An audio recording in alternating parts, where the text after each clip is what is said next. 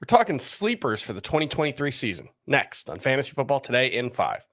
Welcome to FFT in 5. I'm Chris Towers. I'm here with Dave Richard. And before we get started talking about sleepers, I want to remind you that on Wednesday, the 30th of August at 4 p.m.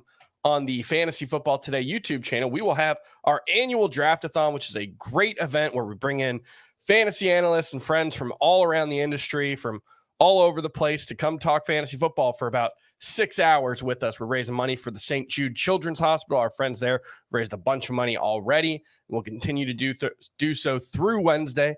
And Dave, we're going to talk sleepers for the 2023 football season. And I'm at the point now where I'm comfortable saying Kadarius Toney is a sleeper. I was really skeptical about him when you had to use a top 90, top 100 pick to draft him, and everyone was like, oh, he's definitely going to be the number one wide receiver for the Chiefs. And I was never quite sure what his role was going to be even before the injury. But now, we're the last week of the preseason just passed. We haven't seen him on the field. We're hoping he'll practice this week.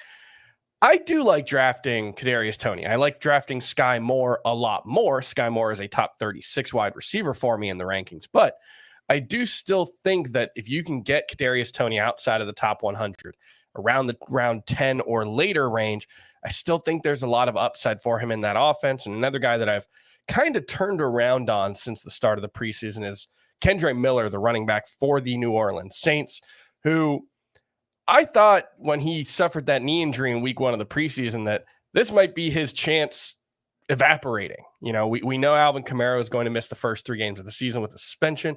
I was worried Kendre Miller wasn't going to be able to take advantage of that opportunity. However, he's been used in the passing game in the preseason. He's healthy. They've thrown it downfield to him. There have been signs that they do potentially view him, maybe not as an Alvin Kamara replacement right now, but someone who can do some of that stuff in the first 3 weeks and then still have a role moving forward. So Kadarius Toney, Kendre Miller, 2 guys I really like drafting in the later rounds. Who are some of your favorite late round sleepers? So I checked out CBS ADP. I went to Fantasy Pros ADP, and the 2 running backs that I've been talking up a lot since the preseason began are Jaylen Warren and Roschon Johnson. And they both have an ADP after round 10, both on CBS and Fantasy Pros. That tells me that the general public has not caught up to either of those guys being potential league winners later on in the year. I think Warren is the more explosive running back in Pittsburgh. Sounds silly to say after what Najee Harris's pedigree was, but you watch the film and he's been a plotter. You're right. Najee is more physical than Jalen, and he might be able to handle 15 touches a game more so than Jalen. But if the Steelers are morphing into a passing offense, and judging by the way that Kenny Pickett played this preseason and what the training camp reports were, it wouldn't surprise me one bit if they were. Warren's the better fit. And so I'm drafting him with the idea that he's on my bench to begin the year and maybe becomes a starter. I absolutely feel the exact same way about Roschon Johnson in Chicago. Khalil Herbert, most recent preseason game, not a very good showing for him. He will begin the year as the Bears starter, Herbert will. But I think Roschon Johnson takes over sooner than later.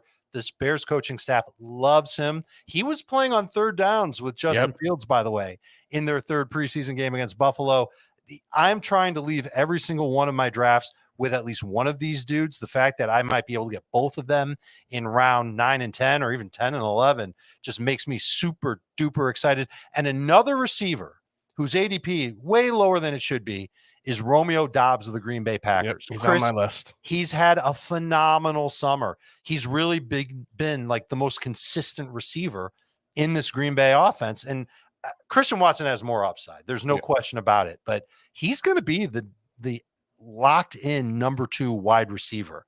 And as long as he doesn't make any mistakes, I think he could have a PPR floor of 11 points per week. Really love Romeo Doubs. I might even say he's good enough to be a number 3 receiver, but you should be able to draft him as a bench receiver, and you might be able to get him after Warren and Roschon Johnson. What a trio that could be to help fantasy managers out this year. All of them round 9 or later. Yeah, that's mostly what we're talking about when we're talking about sleepers is guys who are being overlooked, guys you can get later in your drafts who, you're not drafting them in week 1 expecting them to be starters, but you're hoping that they can get there. So the thing to keep in mind with Romeo Doubs, I'd throw a lot of the rookie wide receivers in there. Marvin Mims is a sleeper. I think Quentin Johnston is quickly becoming a sleeper now that, reports out of camp and in the preseason have been that he's kind of the number 4 wide receiver there. You're not just drafting for week 1. That's something that I want to emphasize over and over in this show is very smart. Yes. A lot of people look at it and say, well, I got this hole for week 1.